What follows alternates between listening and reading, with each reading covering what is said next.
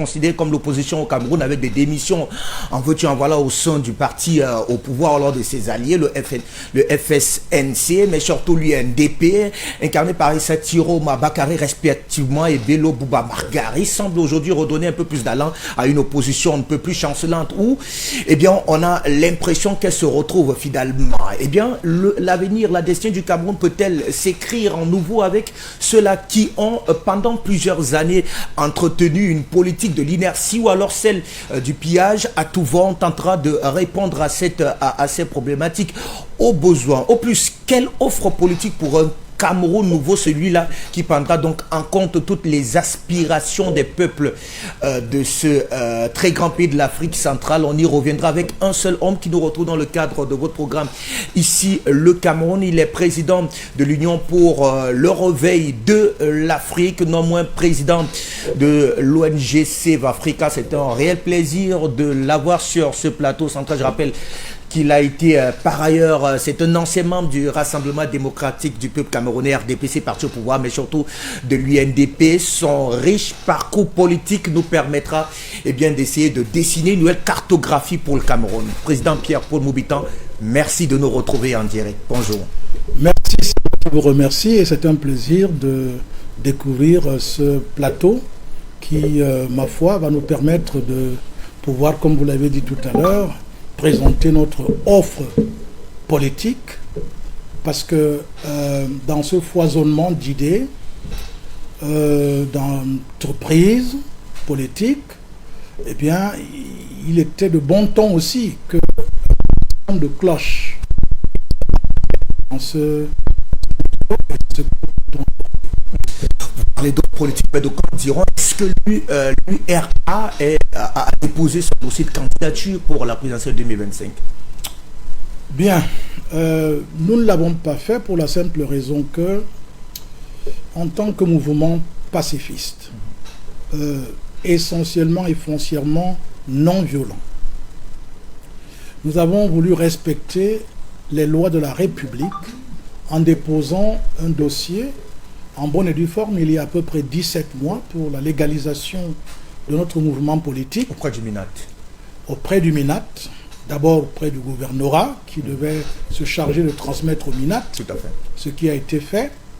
Et vous savez que selon la loi, 3 mois après, s'il n'y a pas objection du MINAT, le parti est acquis comme légalisé. Et c'est ce que nous croyons que nous sommes actuellement. Mais vous savez qu'au Cameroun, il y a un peu comme si on vous donnait de la main gauche pour reprendre de la main droite. Tout à fait. Et donc, l'autorisation du MINAT, puisqu'il est nécessaire aussi, dans le cadre du fonctionnement libre des associations en général et des partis politiques en particulier, donc il fallait nécessairement que le MINAT puisse nous délivrer une autorisation. Ce que le MINAT n'a pas pu faire depuis pratiquement 19 mois. Pourquoi? Alors qu'il y a des partis récemment créés qui ont reçu finalement ce décret, cette autorisation de fonctionnement au Cameroun. Les cas récents, en tout cas du vice-président du FSNC, de M. Issa Tiroma Bakary, qui sont d'ailleurs en liste pour cette élection présidentielle, même s'ils n'ont pas pour d'aucuns déposé leur dossier de candidature, mais ils sont plutôt constitués comme des alliés auprès de certains partis politiques. Oui, c'est effectivement ce qui m'amène à réfléchir sérieusement sur la question même du respect des lois par le gouvernement camerounais lui-même. Cela pose un problème.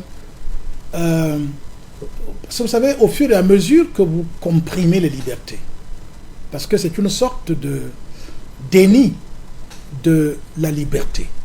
On ne peut pas être en même temps dans un pays de droit, en même temps se mettre en travers de la manifestation des éléments qui concourent à, si vous voulez, à la réalisation ou à la matérialisation du droit. Donc, on ne peut pas comprendre que le MINAT, par exemple, jusqu'à nos jours, ne puisse pas autoriser ce mouvement. J'ai été au MINAT, j'ai sollicité même des audiences auprès du ministre, j'ai rencontré les directeurs, ses collaborateurs au fur et à mesure. La dernière réponse, je me souviens que j'avais eue, c'était toujours « Bien, il n'y a rien à redire, votre dossier c'est OK et tout, mais la décision reste politique. » jusqu'à maintenant, je n'ai jamais compris ce que veut dire la décision reste politique. Alors, étant donné que les personnes qui sont en charge des libertés savent très bien qu'un état de droit ne peut fonctionner convenablement que si la loi garantit les libertés des citoyens, les libertés de s'associer, les libertés de se réunir. Et lorsque ces libertés connaissent des entraves, ça crée des frustrations. Et nous avons vu par exemple un leader politique, sans le nommer, qui, pour n'avoir pas pu être autorisé à travers son parti qu'il avait déposé, il s'est mis à emprunter des partis... Transhumance politique. Voilà, il s'est mis à emprunter des partis par-ci, par-là. Jusque-là, ça ne lui a même pas permis de pouvoir s'en sortir jusqu'à nos jours.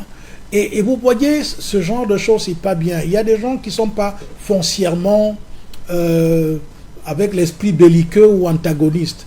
Alors, ne créez pas, ne poussez pas les gens à bout, parce que c'est en poussant les gens chaque fois à bout que finalement les révolutions ont eu lieu.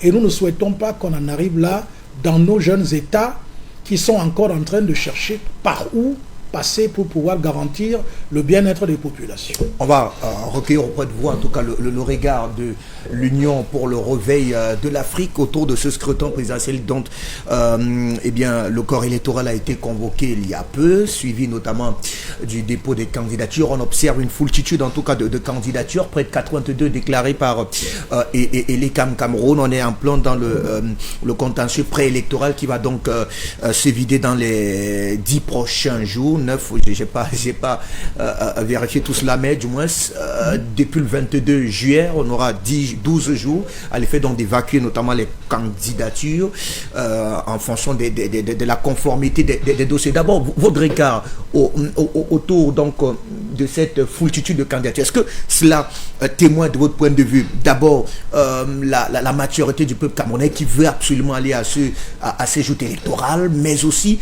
une réelle mobilisation de l'opposition à l'effet donc de parvenir, dit-on, si et là, à une véritable alternative le 12 octobre prochain? Je pense qu'il y a plusieurs raisons qui militent en faveur de cet engouement, comme je peux l'appeler. Mais il faut en même temps aussi se dire, il y a plus de 400 partis politiques légalisés au Cameroun. Et si on en est à 81 leaders qui se sentent le destin de pouvoir prendre les rênes du pouvoir dans le pays, eh bien, je ne trouve pas d'inconvénient par rapport à cela. Mais le problème, c'est, comme nous le savons, nous connaissons très bien comment ça se passe chez nous, parfois des mouvements politiques sont suscités par ceux qui essayent par tous les moyens de créer des conditions pour qu'il n'y ait pas une véritable alternative. Je préfère ne pas parler d'alternance. Alors, pour qu'il n'y ait pas une alternative, eh bien, on essaye de multiplier comme par une sorte de duplication. C'est-à-dire, on duplique ce qui existe déjà pour que ça donne l'impression de démocratie, alors qu'en réalité, c'est le même système qui fabrique ces petits-enfants pour qu'en temps opportun, ces petits-enfants puissent jouer parfois un jeu lugubre pendant des échéances qui ont cours dans le pays, et comme c'est le cas en ce moment de la présidence. Ça, il faut déjà noter ça. Ensuite, maintenant, il y a aussi le fait que, vous savez, lorsque à un moment donné, les gens ne savent plus où donner de la tête, parfois on s'invente un destin de pasteur, parfois on s'invente un destin messianique, donc de leader politique. Et puis, si ça peut nous faire manger un peu, pourquoi pas? Et c'est aussi des cas pareils que nous avons malheureusement. Et vous allez voir des gens qui apparaissent avec le mouvement politique juste le temps des élections. Et dès que les élections sont passées, vous ne les voyez plus jamais. Et ils ressortent encore lors des prochaines échéances. Et le plus souvent dans l'échéance, surtout celle capitale des élections présidentielles.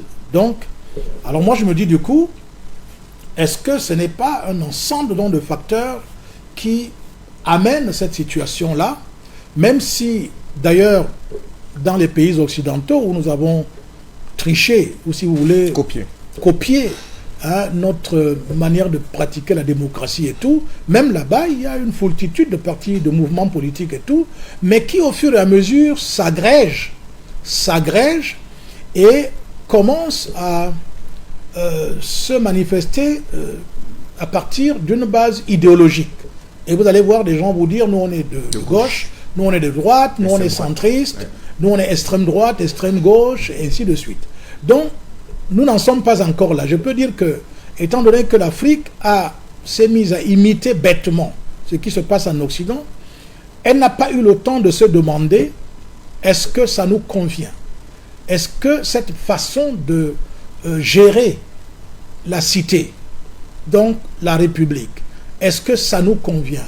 Est-ce que ça correspond à nos valeurs dynamisantes? Est-ce que ça correspond à nos valeurs traditionnelles? Est-ce que ça correspond à notre culture? J'ai la conviction que nous n'avons pas eu le temps de se poser cette question-là parce que le fameux multipartisme qui nous a été imposé, pour ne parler que du cas du Cameroun, à partir du discours de la Bolle, lorsque un chef d'État français conditionnait l'aide au développement, cette grosse illusion qu'on appelle aide, lorsqu'il conditionnait cette aide au développement par l'application, ou si vous voulez, le multipartisme. Alors, nous avons donc suivi cela parce que nous croyions que c'est cela qui nous permettait d'avoir des aides, mais des aides qui n'ont jamais été des aides, étant donné que lorsque nous regardons les méandres les mécanismes sur le plan financier et tout cela, personne ne nous a jamais aidés.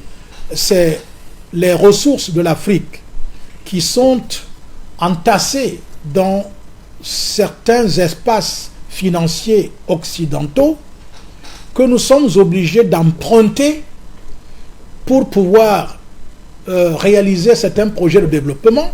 Et bien sûr, des gens qui jouent à ce jeu estiment qu'ils nous aident. Non, l'Afrique n'a jamais été aidée par personne.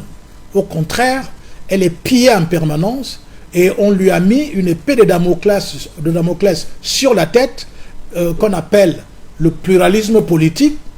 Et voilà comment, bon an, mal an, on va on essaie de se débrouiller, mais on se rend compte que finalement, ça ne nous convient pas. Est-ce qu'on élit les chefs en Afrique? On ne fait pas l'élection des chefs. D'ailleurs, ce mimétisme a amené aujourd'hui l'administration néocoloniale à se mettre à organiser des élections pour que nous puissions avoir nos chefs traditionnels. Vous voyez, c'est une question qui me paraît fondamentale. Il faut qu'on revisite réellement qui nous sommes, où est-ce que nous voulons aller, qu'est-ce qui nous convient pour que nous puissions nous épanouir en tant que peuples africains et en particulier en tant que Cameroun. Peut-être deux dernières questions avant de revenir effectivement pour convoquer l'offre politique que vous prévoyez pour le Cameroun. Vous êtes de l'opposition, disons-le disons-le trivialement. Alors, quel regard jetez-vous autour de cette opposition? Est-ce qu'elle est capable des enjeux? Il y a eu des poids lourds de cette opposition qui se sont détachés finalement de cette alliance incestueuse ou pas. Toujours est-il qu'ils ont décidé d'arborer officiellement leur tunique d'opposants. Monsieur Satiro Mbakari, Bilobo Mbagari, dont j'ai parlé tout à l'heure, vous avez été d'ailleurs très proche de lui à une période très éloignée. Alors, quel regard jetez-vous autour de cette grande famille de l'opposition? Bien, alors mon regard est un regard, je peux dire, froid, objectif, sans état d'âme. J'observe tout simplement que, pour l'instant, l'opposition se manifeste plus dans l'émotion. Elle est pour l'instant dans l'émotion. Je sais pas une critique, ce n'est pas une... si vous voulez, une façon de dire elle ne fait pas bien à vos camarades de l'opposition. Quand vous direz que vous êtes de l'opposition, est-ce que ce n'est pas une colle que vous leur faites en disant qu'ils évoluent plutôt de manière émotionnelle, émotive? Est-ce que ce n'est pas fort là, à l'endroit de vos pairs de l'opposition? Non, je dis qu'ils évoluent encore de manière émotionnelle parce que lorsque j'écoute les débats,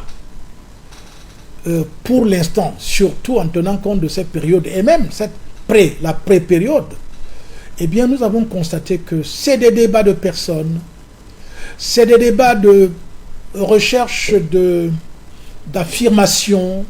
Chaque mouvement politique ou chaque leader essaie de se faire valoir en fonction des autres mouvements, ainsi de suite. Il n'y a pas un véritable débat d'idées, parce qu'il me semble que c'est le débat d'idées qui devrait d'abord générer, qui devait susciter l'avènement non seulement des propositions concrètes pour améliorer les conditions de vie des populations, mais surtout aussi pouvoir envisager des alliances, par exemple, ou des ententes pour pouvoir apporter une alternance. Donc, l'alternance que les gens veulent, qui n'est pas toujours forcément alternative, j'insiste beaucoup là-dessus, et donc on ne peut pas arriver à une alternative en gardant uniquement des réactions émotionnelles. Il faut réfléchir. Or, aujourd'hui, l'opposition est réduite à chercher des moyens de ne pas se faire bloquer par le concurrent principal qui tient le pouvoir actuellement.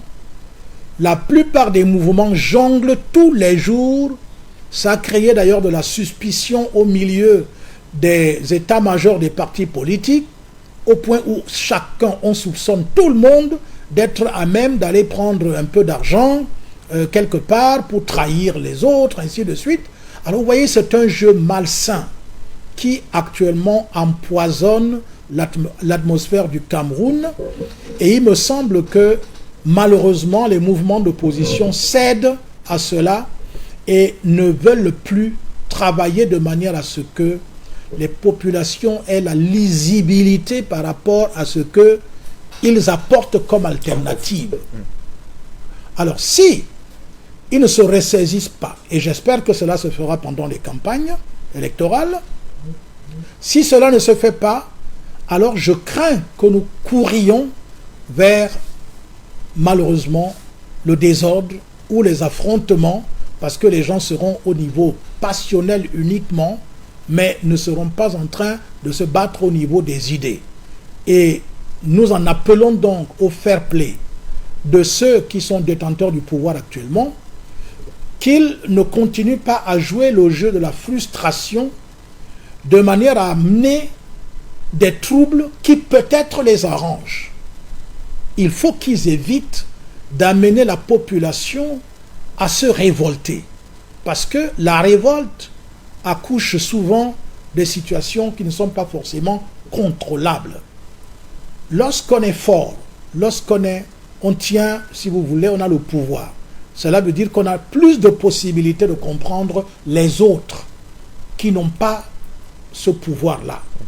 Donc j'en appelle d'abord à ceux qui ont le pouvoir actuellement, qu'ils fassent tout pour ne pas continuer les frustrations, les privations de liberté, de s'immiscer dans la vie de chaque parti politique qui doit fonctionner librement selon ses tests et tout cela.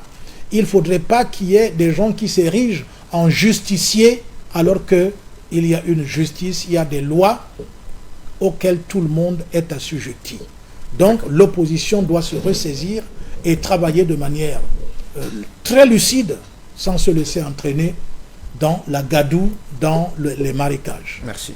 Alors, je rappelle que vous êtes président du parti politique URA, l'Union pour le réveil de l'Afrique, ancien membre du comité central de l'UNDP, l'Union nationale pour la démocratie et le progrès, dirigé par le ministre Bello Bouba Maïgari. Entre 2002 et 2015, vous êtes militant et responsable du parti au pouvoir RDPC.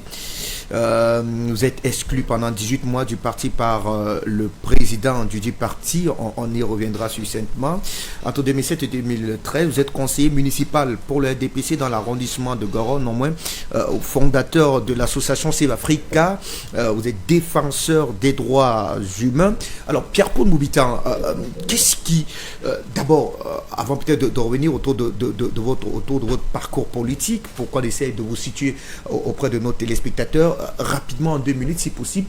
Alors, le parti au pouvoir peut-il encore aujourd'hui garantir suffisamment les intérêts du peuple, défendre suffisamment les intérêts du peuple camerounais, le RDPC? Je doute un peu fort, bien, parce que tellement le parti au pouvoir est omnibulé par la conservation du pouvoir qui me semble que l'essentiel est un peu oublié. Tellement omnibulé par la conservation du pouvoir et aussi gêné, s'il a encore un peu de conscience, gêné par les résultats sur le plan du développement, sur le plan économique, qui sont visibles de tout le monde. Tout le monde est aujourd'hui, sait très bien que ça ne va pas, le panier de la ménagère souffre énormément. Pourtant, on dira que cela est lié à la conjoncture économique mondiale. Le président de la République a longuement évoqué dans ses prises de parole. Oui. Pour tenter de justifier la situation dans laquelle est le pourcentage? Parce que c'est bien beau de dire la conjoncture internationale. Est-ce que la conjoncture internationale devrait surprendre des économistes? Prenons l'exemple de la Russie.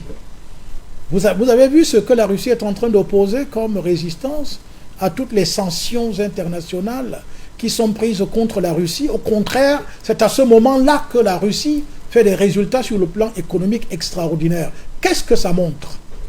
Ça montre tout simplement qu'en Russie, il y a des personnes intelligentes.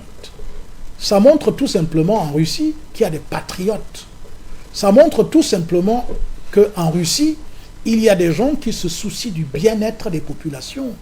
C'est un échappatoire de dire toujours la conjoncture économique. Encore que c'est des mots jetés comme ça, mais sans donner des preuves concrètes. Qu'est-ce que la conjoncture économique peut faire sur un pays qui se bat réellement pour son autonomie? Je reviendrai là-dessus avec notre proposition, notre vision politique.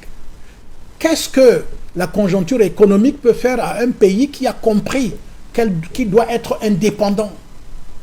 Qu'est-ce que la conjoncture économique internationale va faire à un pays qui se bat pour maîtriser les 4 besoins de base, qui sont l'alimentation, la santé, l'habillement, et puis le logement? Si vous êtes concentré à cela, avec toutes les richesses que nous avons en Afrique, et en particulier au Cameroun, aucune conjoncture économique internationale ne peut vous faire quoi que ce soit.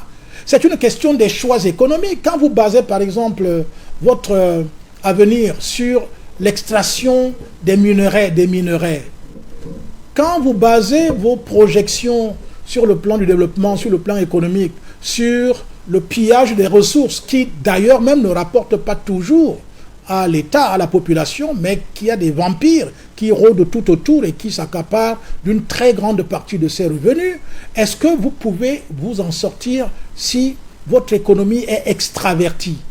Est-ce que vous pouvez, en dépendant de tout le monde à l'extérieur, quant à ce qu'il faut pour que vous puissiez manger, vous pouvez vous imaginer que jusqu'à maintenant, un pays comme le Cameroun importe du maïs, le Cameroun importe du riz, le Cameroun importe même les simples jus de fruits.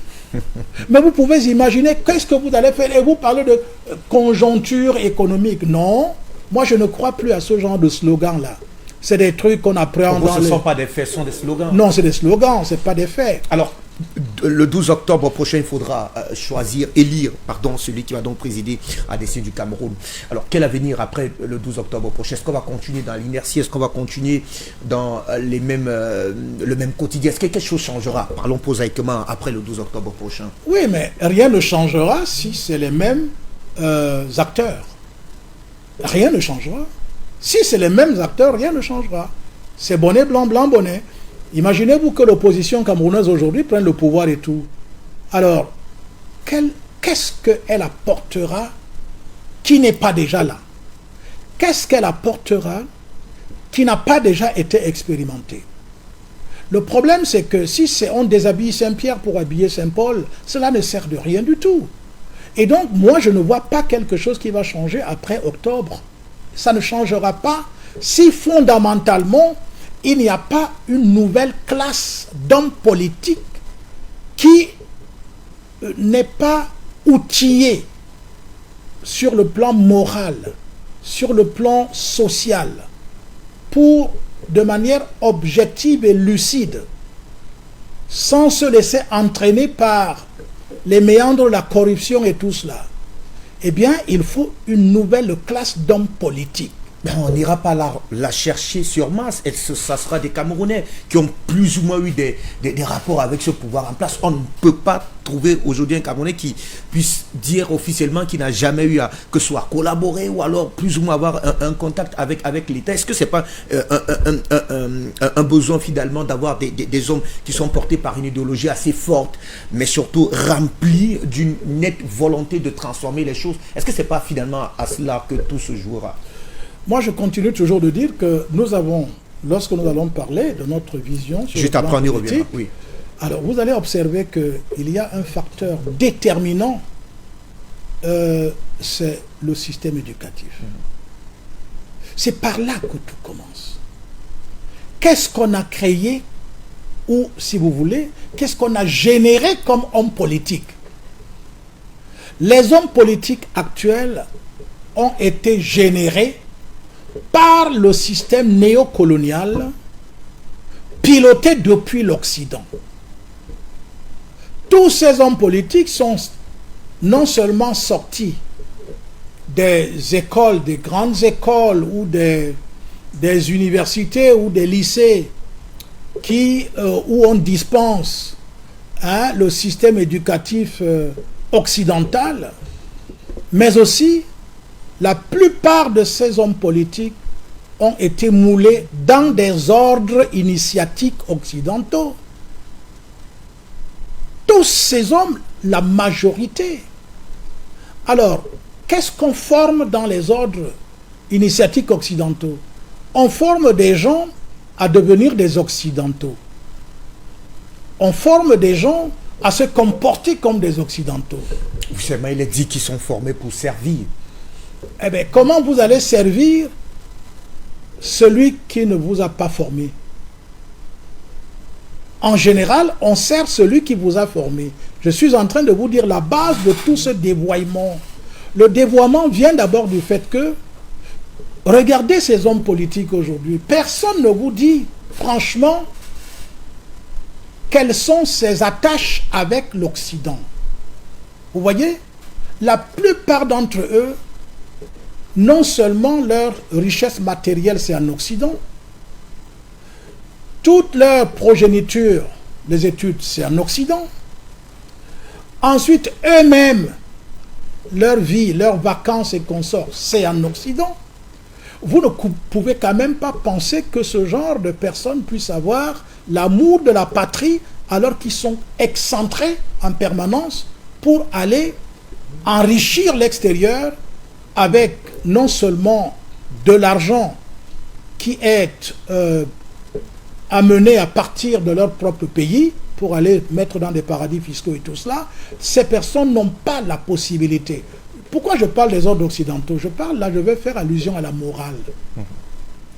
Vous savez que les occidentaux, par exemple, aujourd'hui, sont prêts à soutenir un candidat qui va faire en sorte qu'on puisse légaliser l'homosexualité au Cameroun, pour ne parler que de cet exemple-là. Vous voyez ça?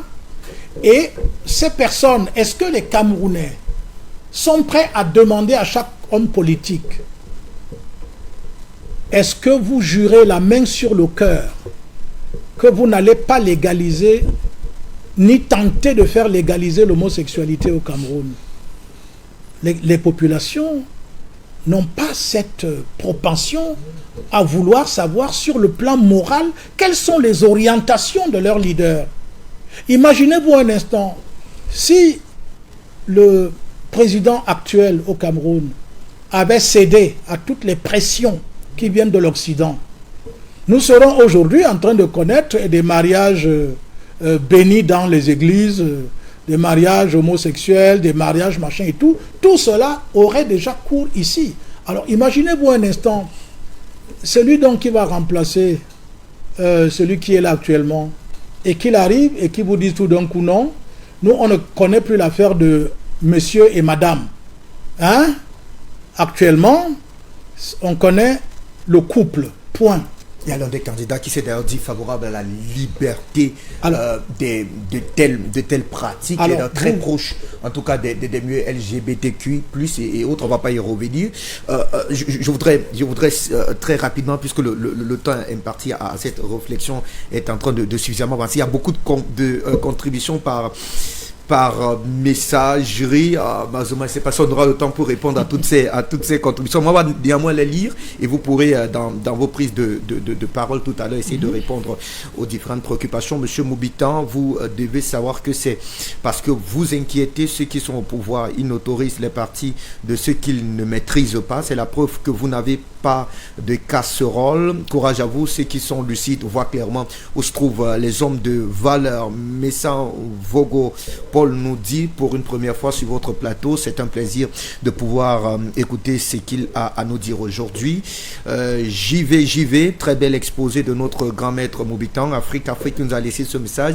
Bravo monsieur Moubitan, nous voulons une alternative et non une alternance. S'il faut changer Paul Biya et laisser ce système colonial en place, on n'aurait strictement rien fait. Le franc CFA qui associe nos économies depuis 70 ans reste en place. On serait reparti pour une pauvreté plus accrue avec cette monnaie qui ne profite qu'aux trésors français. Ce n'est pas notre monnaie, il faut impérativement s'en débarrasser si nous voulons nous développer. Mais Savogo qui revient, que pensez-vous du fait qu'il y ait dans plusieurs partis politiques plusieurs candidats à l'élection présidentielle, le cas du Manidem, du RDPC, mais surtout de l'UPC. Jeannette qui nous a laissé ce message: tant que tous ces gens qui ont toujours été des hommes politiques au Cameroun ne sont pas balayés, rien ne changera, affirme-t-elle de manière péremptoire. Patrick Ekoum qui vous salue, bonjour président Moubitan. Gaëtan Noubissi, comment faire sans monnaie, sans armée ou encore des armes et avec une population qui n'a jusqu'ici rien compris? C'est quand même assez grave, Gaëtan. Merci à vous, très cher monsieur. Pierre-Paul Moubitan, je vous retrouve. Quelle est donc l'offre politique de l'Union pour le réveil en Afrique, pour l'Afrique, en faveur du Cameroun? Alors, je voudrais dire que cette offre, elle ne s'adresse pas seulement au Cameroun, mais à l'Afrique. Tout à fait. La déclinaison, voilà, la déclinaison de votre formation politique qui ne souhaite pas s'arrêter qu'aux questions, alors à la réalité camerounaise. C'est la raison pour laquelle j'ai envie de dire, vous l'internationalisez au continent africain, votre formation politique. Absolument, c'est pour cela que d'ailleurs son appellation Union pour le réveil de l'Afrique, il y a déjà le fait d'union. Cela veut dire que nous savons que, comme on dit en Afrique, une seule main ne peut pas attacher le fagot. Alors, il faut nécessairement que l'Afrique soit unie.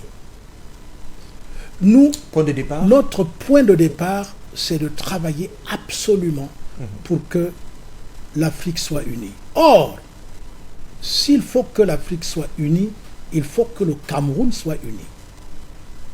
Nous pensons qu'actuellement, le Cameroun n'est pas uni.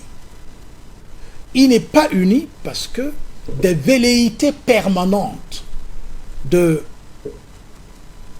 tribalisme, de clanisme, font en sorte que l'unité semble s'éloigner de plus en plus. Est-ce que ce tribalisme dont vous décrivez n'est pas peut-être seulement politique, c'est-à-dire à l'approche des joutes électorales, on a plus ou moins l'impression qu'on brandit à chaque fois la menace du tribalisme, mais dans la vie courante, vous avez l'impression que ce tribalisme-là est véritablement à l'ordre du jour? C'est pour cela que, puisqu'on parle de l'offre politique, de notre offre politique, c'est pour cela que je dis donc que comment est-ce que vous allez construire un pays, une patrie prospère, libre, indépendante, autonome, si vous n'êtes pas unis? C'est pour ça que j'ai fait allusion à cette parabole. Écoutez, nous avons la première chose à faire, c'est sur le plan idéologique. Quand on parle politique, on pense à ceux qui pensent. Parce que la politique commence par les idées. Or, on ne peut pas avoir des idées si on ne pense pas. Or, dans le domaine de la pensée, c'est là où il faut générer et produire de l'énergie. Or, qu'est-ce qui se passe actuellement?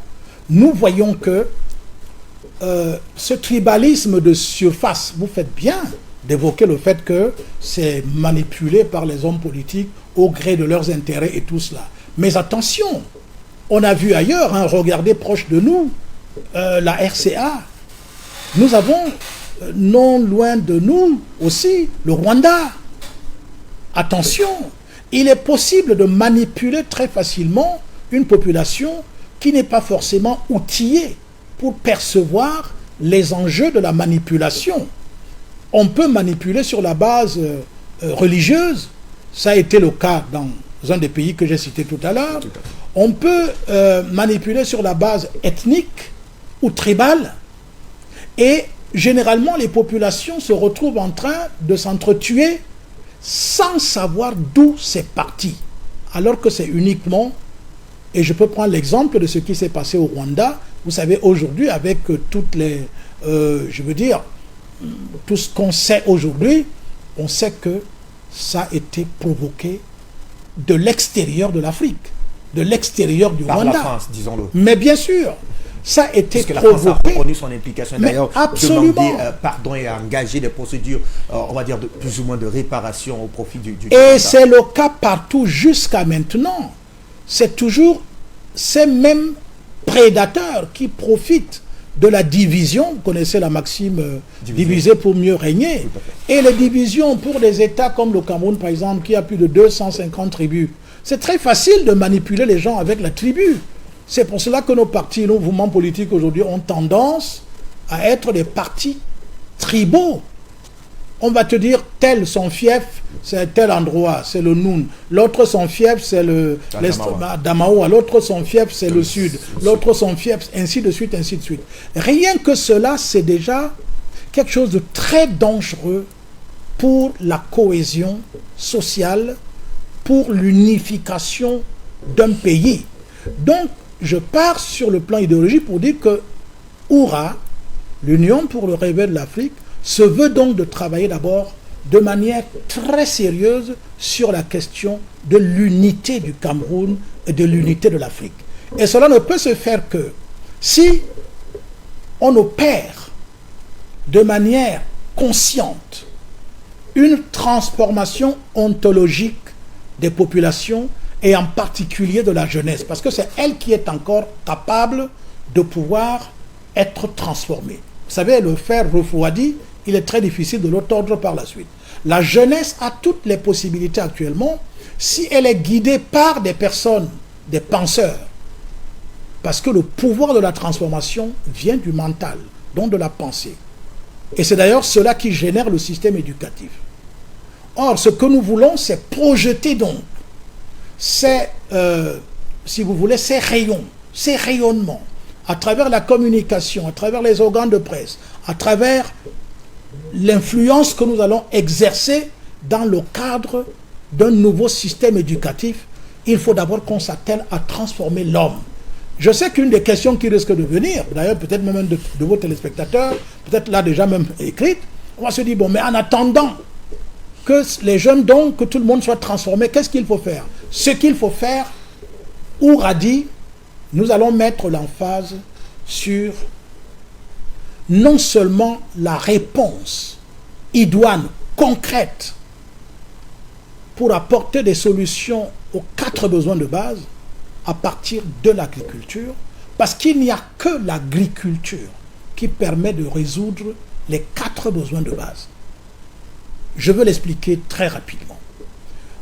Quand vous pratiquez l'agriculture, non seulement vous allez manger, vous allez planter les végétaux qui vont vous apporter la santé lorsque vous êtes malade.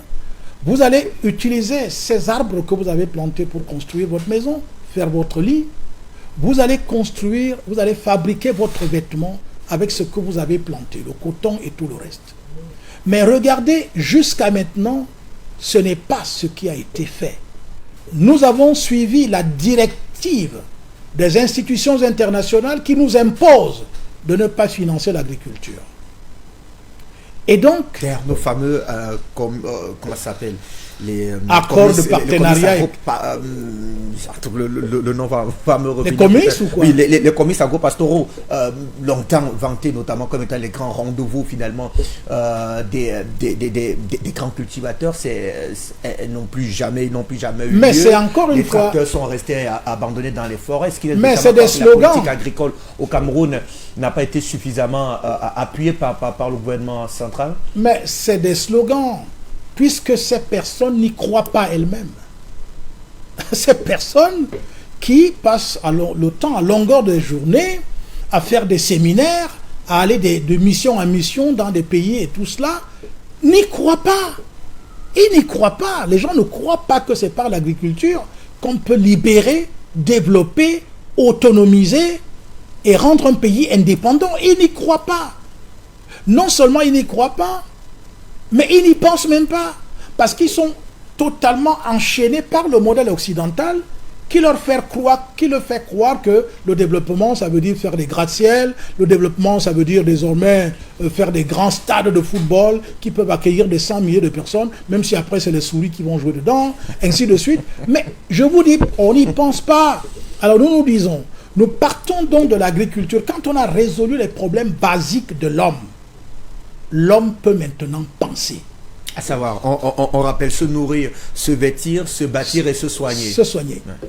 C'est lorsque l'homme a réglé ses problèmes qu'il peut maintenant devenir un citoyen libre, indépendant, donc capable d'apporter, d'innover et de donner sa contribution pour le bien-être de tous. Quand cela n'est pas fait, ventre affamé n'a point d'oreille. Donc nous voulons mettre l'emphase sur cette question de l'agriculture, à partir de laquelle nous allons régler tous ces problèmes et générer, déclencher, moi je n'appellerai pas ça l'industrie, mais je vais appeler ça l'artisanat. Parce que... Ouais, la différence. Alors, l'artisanat, comme son nom l'indique, c'est, si vous voulez, accomplir, réaliser de l'art avec ses mains. Parce que c'est avec les mains et non avec les machines. Alors, vous dites qu'il faille, par exemple, à parvenir à une véritable autosuffisance alimentaire pour un pays comme le Cameroun qui frôle quoi 30 millions d'habitants avec une véritable capacité de projection dans la zone SEMAC. Va-t-on nourrir tous ces citoyens en cultivant avec de la main, Pierre-Paul Moubitan? Qu'appelez-vous cultiver avec de la main? Vous pensez que pour qu'un arbre puisse produire des 100 kilos de fruits chaque année, vous pensez qu'il faut d'abord la houe pour ça? Vous pensez qu'il faut quoi pour ça? Mais il faut tout simplement mettre la graine ou le noyau en terre. C'est tout ce que ça demande. Alors je vais vous dire en détail, lorsque nous allons y revenir, parce que l'agriculture, selon nous, ce n'est pas ce que vous voyez, ce n'est pas ce qu'on appelle l'agriculture là. Pour nous, l'agriculture signifie élever la terre avec tout ce qu'elle comporte. Ça veut dire, l'agriculture veut dire on élève les hommes, on élève les animaux, on élève les plantes, on élève les minéraux. C'est ça l'agriculture. Or, ce qu'on fait là, ce n'est pas de l'agriculture. Nous avons trouvé nos parents en train de planter, de labourer tous les jours et tout. La grand-mère commence très jeune à taper la houe au sol. Elle laboure jusqu'à sa vieillesse. Elle continue de labourer. Cher ami, où est-ce qu'elle peut aller avec ça? Il faut une transformation totale au niveau des choix, des spéculations agricoles. Regardez ce qui se passe aujourd'hui. Je vous prends un exemple de la production des engrais. Vous savez pourquoi nous sommes obligés d'emprunter de l'argent pour créer des usines de fabrication d'engrais? Dites-le. Pour la simple raison qu'on ne plante pas les arbres. Ce sont les arbres qui permettent d'avoir l'engrais. Grâce à la formation de l'humus, par exemple. Très bien, pas seulement. Parce que c'est les arbres qui, à travers leurs racines, partent chercher de l'eau très loin au fond pour humidifier la terre, afin que par les rayons du soleil, le concours des rayons du soleil et de l'humidité, tout ce qui est en terre puisse se développer convenablement. Mais on ne plante pas les arbres. Au contraire, on détruit l'environnement, l'écologie. On ne fait que détruire tous les arbres qui nous apportent. Non seulement cette eau qu'ils partent chercher loin dans le sol, mais en plus qui, à travers la photosynthèse, qui nous apporte l'oxygène dont on a besoin pour vivre. Ce qui est l'une des raisons, des causes de nos maladies qui se multiplient aujourd'hui sans pouvoir trouver des solutions, seulement parce que nous ne plantons pas des arbres. On va se résumer. En ce qui concerne votre offre politique, d'abord, il faut refonder profondément le système éducatif camerounais. Il faut être capable de résoudre les 4 besoins de base des citoyens camerounais, qui passe notamment par une agriculture assez spéciale qui permettra donc d'élever à tous les 4 règnes de la vie au même moment. Je voudrais donc prendre cette préoccupation de Messam Vogo qui dit, alors, selon votre développement, doit-on comprendre que tous ceux qui se disent... Tous ceux qui disent pouvoir développer l'Afrique sur la base des matières premières à exploiter sont totalement hors sujet de la voie du développement? Totalement. D'ailleurs, je voudrais vous dire, sans forcément être ce qu'on appelle aujourd'hui, comme c'est la mode écologiste, même si je le suis. Vous savez, est-ce qu'on mesure les conséquences de l'extraction des minerais dans le sol? C'est que la République démocratique Congo n'existerait plus. Ben, est-ce que vous vous rendez compte de ce qui se passe en RDC? Mais le pays, ce scandale géologique. Entre guillemets, il est toujours debout. Il n'a pas disparu de la carte du monde. Très bien. Et il vit comment? Rien que dans les guerres. Mais la faute à ces États belliqueux ou alors avares qui veulent à tout prix arracher les richesses du sous-sol congolais. Ben, c'est les qui? Ben, c'est les Occidentaux. C'est eux qui créent des guerres parce qu'ils vous font croire que votre développement, ce n'est qu'en vendant la matière première. Alors que notre vraie matière première, c'est ce que nous plantons en terre. C'est ça la vraie matière première. Parce qu'aujourd'hui... Mais est-ce qu'on peut se soustraire des réalités du 21e siècle qui veut quand même que les ressources du sol et du sous-sol participent également à ces dynamiques à faire rayonner notre économie? Oui, je vous comprends très bien. Mais au prix de la destruction des vies, il faut aussi en tenir compte. C'est bien d'exploiter l'uranium. Parce qu'après, on va produire, même si ça ne produit pas l'électricité pour l'Afrique, on exploite au Niger. Et après, c'était avant l'arrivée du général Tchiani. Nous espérons que la suite va nous montrer que c'est possible autrement.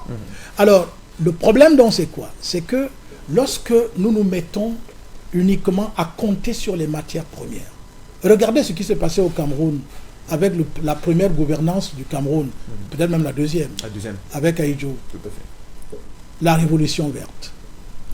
Qu'est-ce qu'on a constaté à cette période-là? Que les Camerounais avaient moins faim. Tout à fait. On jetait même de la nourriture dans les poubelles à un moment donné. On a apporté l'assistance à bien des pays à travers le monde. Mais l'Indonésie et tout l'Éthiopie cela. Même. L'Éthiopie et tout cela. Ouais. Alors, comment vous pouvez abandonner? Est-ce qu'on tue la poule aux œufs d'or? Comment vous pouvez abandonner ce qui a permis aux Camerounais d'être heureux pour embrasser un système qui ne profite pas du tout aux Camerounais ou aux Africains? Prenez le cas de l'exploitation du fer.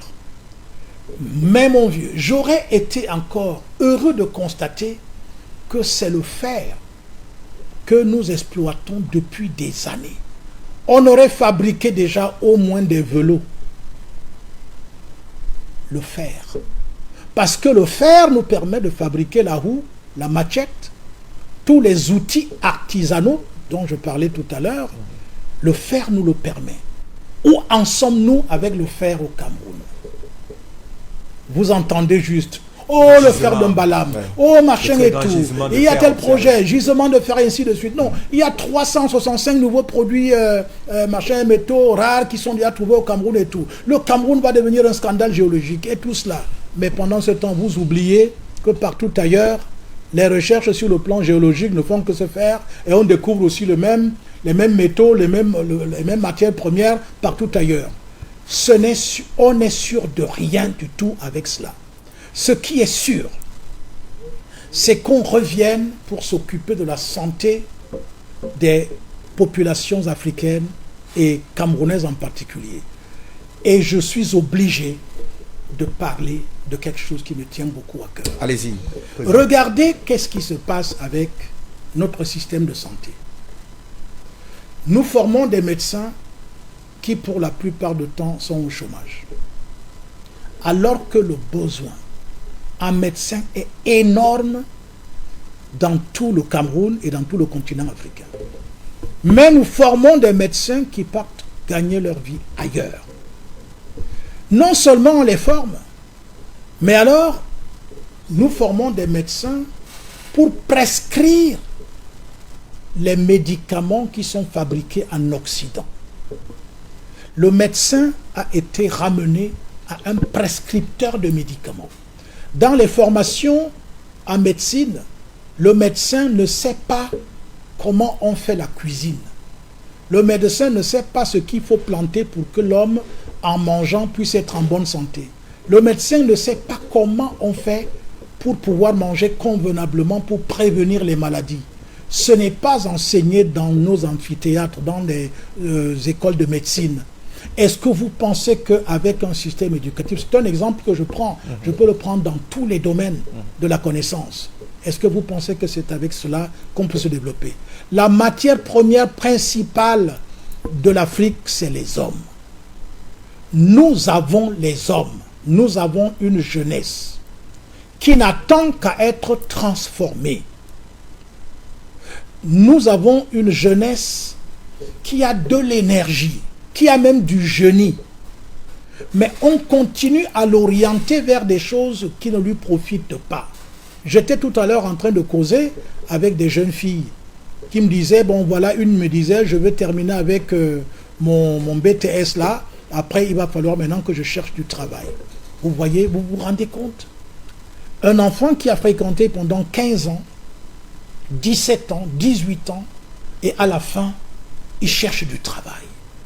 Mais ça veut dire qu'il n'y a pas des gens capables de pouvoir anticiper d'une manière prospective pour qu'il n'y ait jamais du chômage au Cameroun. Et nous pouvons vous le dire.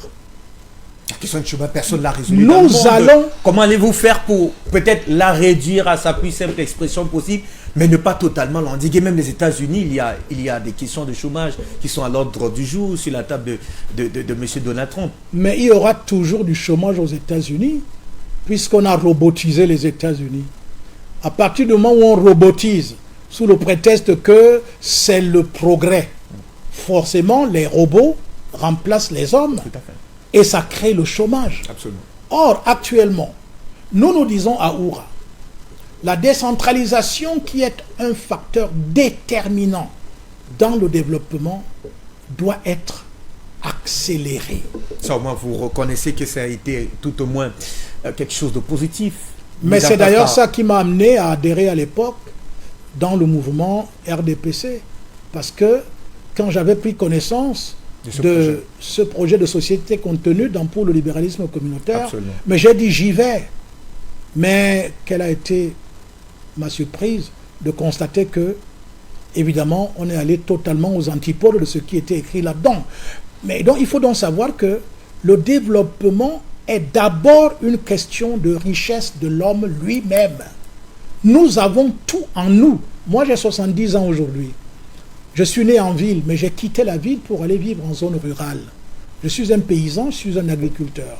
Je ne regrette pas de l'avoir fait, parce que je n'ai jamais été aussi heureux que lorsque je suis devenu agriculteur. Et c'est cela qui me fait dire, si la décentralisation donc devient effective, si la décentralisation va jusque dans les villages, parce que c'est l'un de nos éléments fondamentaux dans notre projet de société, il ne faudrait pas que la décentralisation s'arrête au niveau des communes. On doit aller jusque dans les villages. Tout ce que vous appelez aujourd'hui administrateurs, sous-préfets et consorts et préfets et consorts doivent devenir des auxiliaires, je voulais dire, des administratifs qui sont chargés de travailler aux côtés des véritables chefs traditionnels. Nous avons en vue que nous puissions revenir à notre système qui a régné, qui a gouverné le monde pendant 4000 ans dans l'Égypte ancienne. L'Égypte ancienne, on a l'impression que c'est loin, c'est pas loin du tout. C'est hier là. Il y a à peu près 2500 ans. Nous en voyons encore les effluves actuellement. Qu'est-ce que, quand on vous parle de l'Égypte antique, on vous parle de deux choses qui ressortent le plus. Les pyramides et ensuite l'alimentation autour du Nil. Voilà les deux choses qui ressortent. Or, qui dit pyramide, dit forcément construction.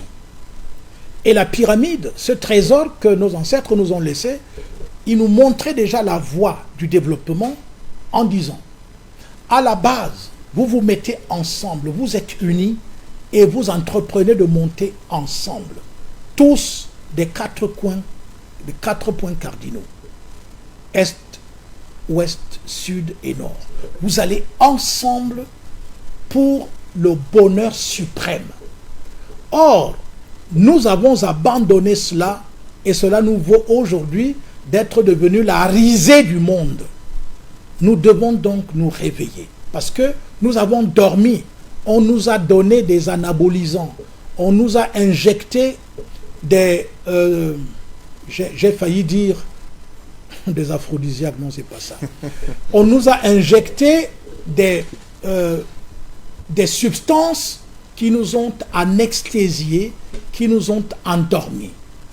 Nous devons donc maintenant les rejeter, les faire ressortir, les vomir à la limite, passez-moi l'expression, pour que maintenant notre génie, notre potentialité que nous avons, et nous l'avons, que nous puissions maintenant inventer une nouvelle façon de nous développer, de vivre sur la base du respect des lois naturelles, sur la base de la communauté, de la solidarité. C'est ça qui correspond à l'Africain. Ce n'est pas l'égocentrisme exacerbé qu'on nous transmet à travers le système éducatif et à travers le système économique, mais nous devons revenir sur la vie communautaire.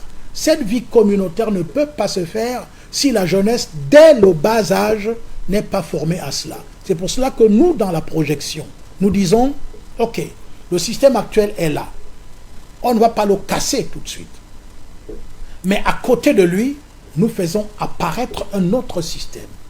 Et c'est ce que nous faisons depuis plus de 40 ans. Vous avez déjà visité, vous êtes témoin du village que nous avons créé, qui est une maquette de ce que nous voyons comme Afrique de demain. Lorsque vous arrivez dans ce village, vous voyez à peu près ce que nous pensons de l'Afrique.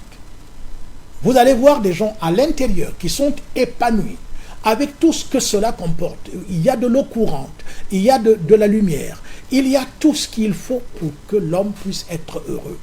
Qu'est-ce qui nous empêche, à côté de ce faux développement qui a donc été emboîté, qui a été accepté par nous, ok, mais qu'on commence à faire autre chose. Cette autre chose, donc, c'est ce que nous proposons. Vous avez dit que je suis fondateur de l'ONG Save Africa. Oui, c'est par là que nous avons donc commencé.